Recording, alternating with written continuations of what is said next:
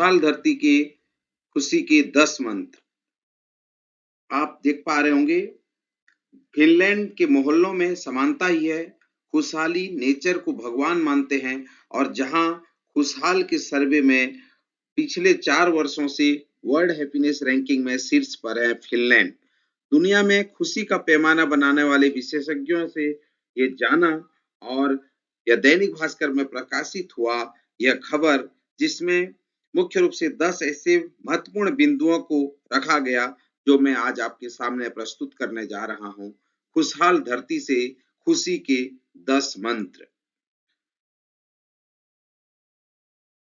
पहला है, तुम्हें यह नहीं सोचना है कि कोई खास है या आम है, समाज में सब समान है। यानी खास और आम की अवधारणा को ही खत्म किया जाए। ये फिनलैंड की राजधानी में भी मकानों की कीमत इलाकों के हिसाब से नहीं, आकार के हिसाब से तय होती है। कोई भी मोहल्ला अमीरों का नहीं है। यहाँ आपको हर मोहल्ले में अमीर और गरीब एक साथ ही रहते मिल जाएंगे। हर व्यक्ति अपनी जरूरत के मुताबिक कहीं भी मकान खरीद सकता है। दूसरा, तुम्हें नहीं सोचना है कि तुम्हारी संपत्ति किसी से ज्यादा है, दिखावा नहीं करना। यानी अपनी संपत्ति का प्रदर्शन न किया जाए। फिनलैंड के किसी भी शहर में महंगी गाड़ियां नहीं दिखेगी। देश के सबसे अमीर व्यक्ति एंटी हर्लिन भी साधारण गाड़ी से ही चलते हैं। यहाँ निजी संपत्ति का दिखावा करने को पूरा समाज एक बुराई के रूप में देखता है। यहाँ आम लोगों में इसकी चर्चा भी नहीं होती है कि फिनलैंड में सबसे अमीर व्यक्ति कौन है। तुम्हें यह नहीं सोचना कि तुम्हारा ज्ञान दूसरों से ज्यादा है, सदैव सीखते रहना है। यानी ज्ञान का दिखावा नहीं करना है। फिनलैंड में टीचर बनने के लिए सबसे कड़ी परीक्षा से गुजरना पड़ता है। यहाँ मान्यता है कि टीचर का पेशा सबसे अलग है। सबसे योग्य व्यक्ति ही टीचर की नौकरी पा सकता है।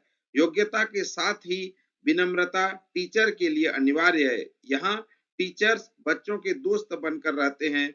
यही शिक्षण व्यवस्था की खासियत है। तुम्हें नहीं मानना है कि तुम सबसे बेहतर हो, सबको समझने का प्रयास करना है। यानी पद या प्रतिष्ठा से बेहतरी न जुड़ी हो। फिनलैंड की राष्ट्रीय फुटबॉल टीम के कोच मार्क कनेवा यहाँ रोल मॉडल है। वे खुद ख्यात फुटबॉलर रहे, इसके बावजूद एलिमेंट्री स्कूल में टीचर भी बने। बतौर कोच उनकी खासियत यह मानी जाती है कि वे टीम के सेवक या व्यवहार करते हैं। वे बिना दबाव के सीखने की प्रक्रिया के पक्षधर हैं।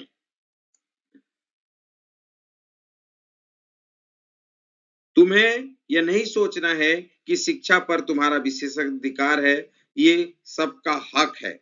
यानी शिक्षा पर सबका समान अधिकार हो।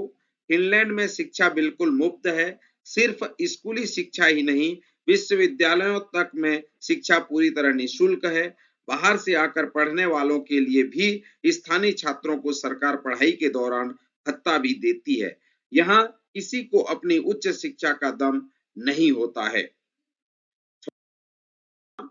तुम्हें यह नहीं सोचना है कि तुम ज्यादा अहम हो, सबसे समान व्यवहार रखना है। यानी हर नागरिक से समान व्यवहार हो। फिनलैंड में हाल ही में 3 कैबिनेट मंत्रियों ने सरकारी अस्पताल में बच्चों को जन्म दिया। उन्हें वही सुविधाएं मिली जो आम नागरिक को मिलती है। यहाँ खास ख्याल रखा जाता है कि किसी को भी विशेष सुविधा न दी जाए, सबसे समान व्यवहार हो। सरकारी सिस्टम से जुड़े लोग इसका ज्यादा ख्याल रखते हैं। 7वां महत्वपूर्ण पॉइंट है, तुम्हें कभी जन्म, योग्यता या उपलब्धि पर किसी प्रकार की ईर्ष्या नहीं करनी चाहिए। यानी जीवन के हर पहलू में समानता हो। फिनलैंड में स्वास्थ्य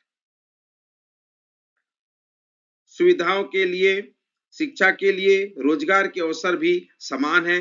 नेता, मंत्री, व्यापारी, नौकरी पेशा या बेरोजगार सभी के बच्चे एक समान वातावरण में भी बड़े होते हैं। यही कारण है कि यहाँ बच्चों में असमानता की वजह से कभी ईर्ष्या का भाव नहीं आता है। 8वां, तुम्हें कभी किसी भी वजह से किसी प्राणी का मजाक नहीं उड़ाना है, यानी सबकी भावनाओं का सम्मान हो। फिनलैंड के समाज में इस बात पर फोकस बचपन से ही किया जाता है कि यह ध्यान रखा जाता है कि बच्चे एक साथ मिलकर हंसें, मगर एक दूसरे पर कभी न हंसें। किसी की शारीरिक बनावट, समझ के स्तर या सामाजिक परिस्थिति का कभी उपहास नहीं किया जाता। उपहास यहाँ संस्कृति का हिस्सा ही नहीं है। 9वां और महत्वपूर्ण पॉइंट है, तुम्हें दूसरों की राय नहीं, खुद को जानना है। ये प्रकृति की गोद में संभव है, यानी अपनी खुशी प्रकृति में तलाशी जाए। फिनलैंड का 70% इलाका जंगल है। देश में 1.88 लाख झीलें हैं। लोगों का सबसे पसंदीदा काम प्रकृति के बीच समय बिताना है। शहरों में रहने वाले लगभग हर व्यक्ति के पास ग्रामीण इलाके में समर कॉटेज भी है। यहाँ आने वाले पर्यटक कहते हैं कि फिनलैंड में नागरिकों का जीवन किसी रिसोर्ट के मेहमान जैसा होता है।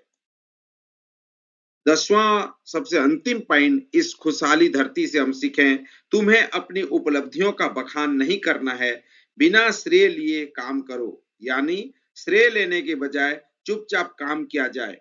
कोरोना काल में फिनलैंड के प्रधानमंत्री सना मरीन ने खुद लोगों के लिए आवश्यक चीजें जुटाई, ग्राउंड पर प्रबंधन देखा, मगर कभी इसका प्रचार प्रसार नहीं किया। देश के अमीरों ने जमकर दान दिया, लेकिन कोई भी सामने नहीं आया। यहाँ कोई भी काम का श्रेय लेना अच्छी बात नहीं माना जाता। तो आज हैप्पीनेस की जो वर्ल्ड हैप्पीनेस रैंकिंग जो जारी होता है, उसमें फिनलैंड एक ऐसा देश है जो हर खुशी के पैमाने में हमेशा शीर्ष में रहा है। तो आज हम इनसे इस 10 बातों को सीखा है, और इन 10 बातों को यदि हम अपने जीवन में फॉलो करते हैं तो निश्चित रूप से खुशहाल रहेंगे और अपने जीवन को धन्य बना पाएंगे। और खास बात फिनलैंड की ये है कि ये नेचर को ही भगवान मानते हैं, तो खुशहाली का एक जरिया नेचर भी है। तो प्रकृति से प्यार करें और जीवन को धन्य करें। बहुत बहुत धन्यवाद।